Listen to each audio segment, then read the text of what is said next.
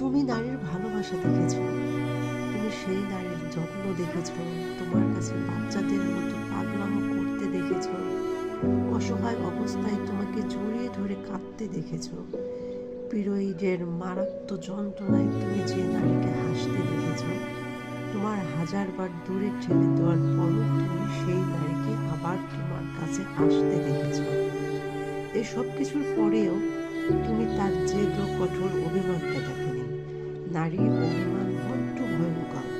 সে তোমায় ভালোবাসবে যেমন আগলে রাখতে জানে, তেমনি তোমার অবহেলা থেকে নিজেকে সরিয়ে নিয়ে চুপ থাকতেও জানে।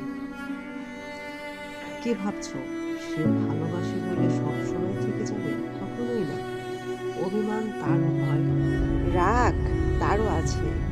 তাই যে আজ তোমার নেশায় পাগল, যার কাছে তুমি বড্ড দামি, তাকে মূল্য দিতে শিখো। নয়তো নারীর অভিমানে মুখ মুখ ফেরালে সেখান থেকে তাকে ফিরিয়ে আনা বড্ড কঠিন।